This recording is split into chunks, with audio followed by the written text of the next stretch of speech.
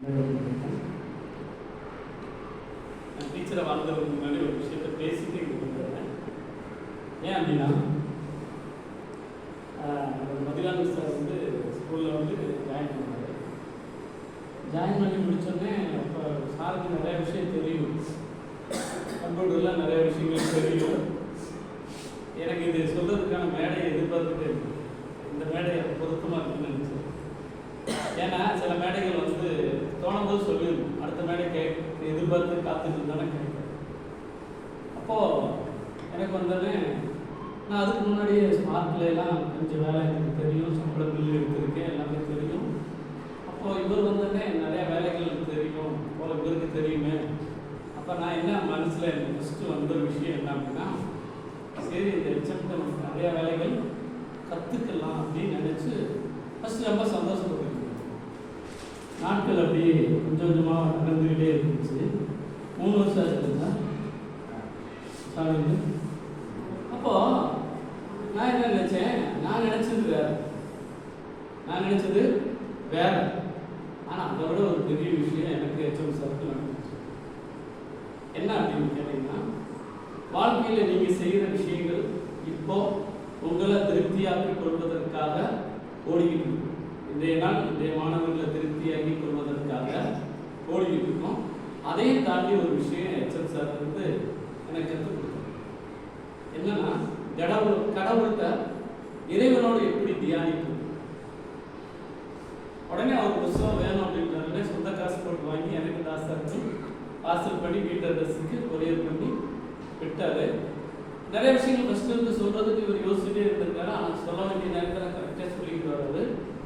அந்த ஒரு விஷயம் நமக்குள்ள ஒரு கான்சன்ட்ரேஷன் நடந்துருக்கு எனக்கு தாசார். என்ன அப்படின்னா, இறைவனை நம்ம சாதாரணமாக நம்ம தொழுகிற விஷயங்கள் இருக்குது. ஆனால் எந்தெந்த முறையிலெல்லாம் இறைவன் நம்ம போக முடியும், அதற்கெல்லாம் எது படிக்கட்டுகள் அப்படிங்கிற அவர் எனக்கு ஒரு சொல்லிக் கொடுத்த ஒரு விஷயம்.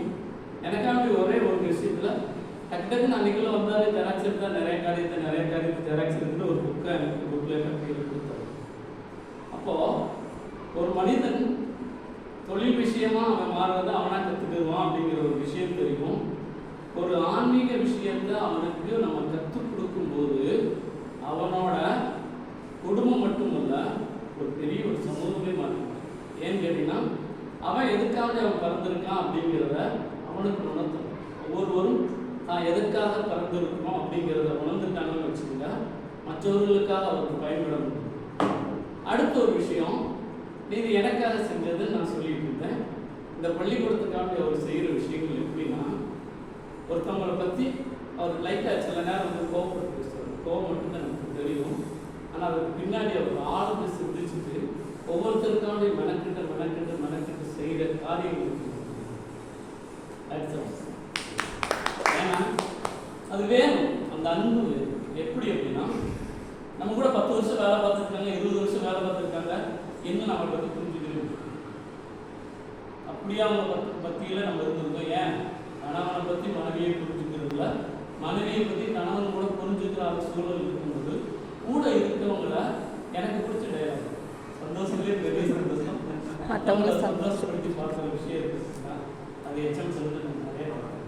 ஏன்னு கேட்டால், இந்த விஷயத்தில் இப்படி செய்ய முடியுமா அப்படி செய்ய முடியுமான்னு ஒரு அப்ளிகேஷன் கரெக்டாக வச்சு அதுக்கு கரெக்டாக ஆளுகளை செலக்ட் பண்ணி எல்லா விஷயத்துக்கு இதை வச்சா இது முடியும்.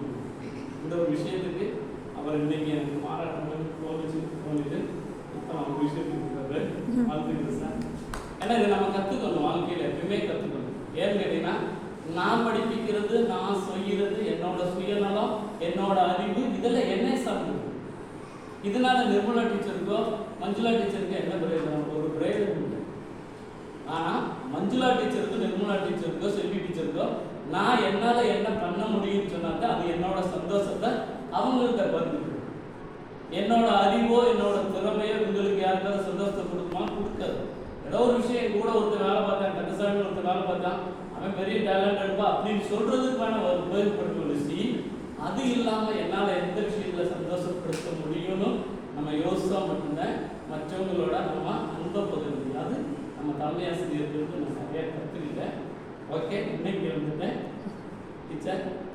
இனிய திருமண நாட்கள்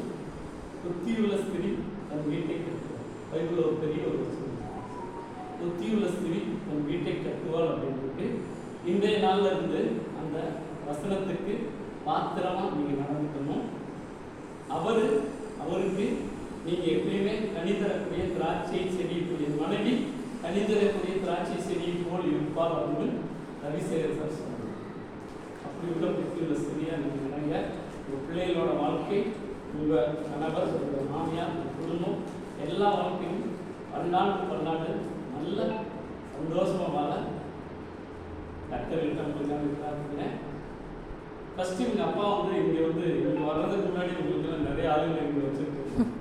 இந்த ஸ்கூலுக்கு இங்க வர்றதுக்கு முன்னாடி தேடி பார்த்துட்டாரு.